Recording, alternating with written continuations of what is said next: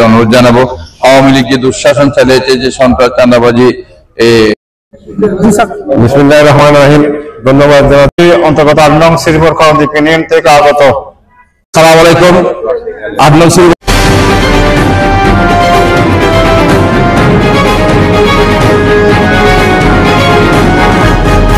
জানাচ্ছি যারা সুদূর বড়খালী ৮ নম্বর শ্রীপুর করণদ্বীপ ইউনিয়ন থেকে এসে আমাদের সুরিয়ান ভাইকে ফুলের মালা দেওয়ার জন্য আসছেন, তাদেরকে ধন্যবাদ। ধন্যবাদ।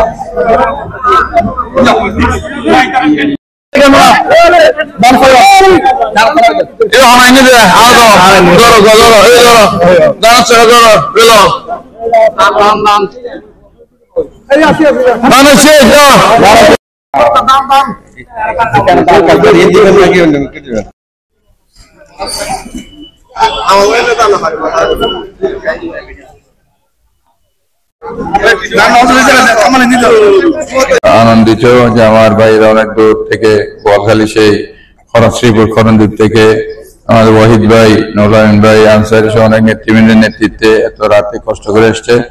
আমি ধন্যবাদ জানাই, কৃতজ্ঞতা জানাই। আসলে আমাদের সামনে অনেক কঠিন সময় আছে, যে সময়টা হচ্ছে বাংলাদেশ গঠন করার, বাংলাদেশকে গণতান্ত্রিক ধারায় এগিয়ে নিয়ে যাওয়ার। এই সময়ে আমাদের নেতৃবৃন্দ সবাই ধৈর্যের সাথে পরিস্থিতি মোকাবেলা করে ঐক্যবদ্ধ থেকে আগামী দিনগুলো আমাদের এগিয়ে যেতে হবে। এই লক্ষ্যে আমি আশা করব, বাংলাদেশ জাতীয়তাবাদী দল হচ্ছে দেশের গণমানুষের দল। গণমানুষের যে আশা, যে আকাঙ্ক্ষা, সে আকাঙ্ক্ষা বাস্তবায়নে আমাদের অনেক দায়িত্বশীল ভূমিকা পালন করতে হবে।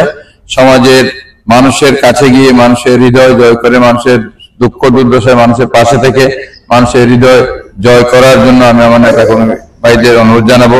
আওয়ামী লীগ যে দুঃশাসন চালিয়েছে, যে সন্ত্রাস চাঁদাবাজি করে দেশে যে অরাজকতা সৃষ্টি করেছে, এর বিরুদ্ধে আমাদের অবস্থান থাকতে হবে এবং আমাদের নামে, বিএনপির নামে, ছাত্রদল, যুবদল, অন্যান্য অঙ্গ সংগঠনের নামে যাতে কেউ এরকম অপকর্ম যাতে করতে না পারে, আমাদের সজাগ থাকতে হবে।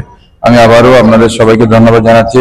ইনশাআল্লাহ আগামী দিনে ইনশাআল্লাহ ঐক্যবদ্ধভাবে আমাদের নেতৃত্বে বেগম খালেদা জিয়া এবং তারেক রহমানের নেতৃত্বে যে গণতন্ত্রের পথে এগিয়ে যাওয়ার যে সংগ্রাম, সেই সংগ্রাম ইনশাআল্লাহ আমরা জয়ী হব। জনগণের ম্যান্ডেট নিয়ে ইনশাআল্লাহ আগামী দিনে বাংলাদেশ জাতীয়তাবাদী দল দেশ পরিচালনার দায়িত্ব পাবে। আমরা জনগণের দুঃখ দুর্দশা, জনগণের পাশে থেকে এই যে মানুষের দুঃখ দুর্দশা এগুলো লাগবে আমরা সচেষ্ট থাকবো। সবাইকে ধন্যবাদ।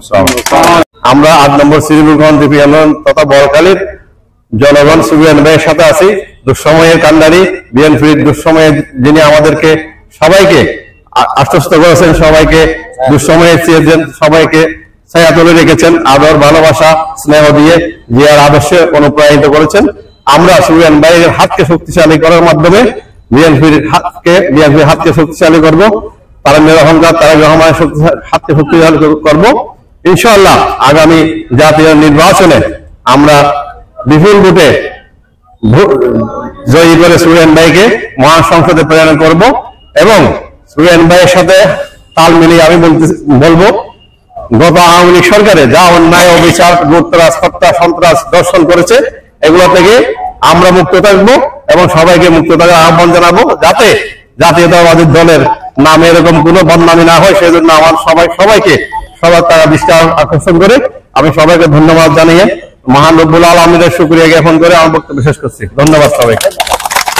জানাচ্ছি আমাদের রাজনীতি অভিভাবক এবং ৮ নং শ্রীপুর করণদ্বীপ ইউনিয়নের আমার ছাত্র জীবন থেকে দেখেছি সুফিয়ান ভাই ৮ নং শ্রীপুর করণদ্বীপ ইউনিয়নের দুঃসময় ছিল। আজকে আমরাও সুফিয়ান ভাইয়ের সাথে আছি এবং থাকবো।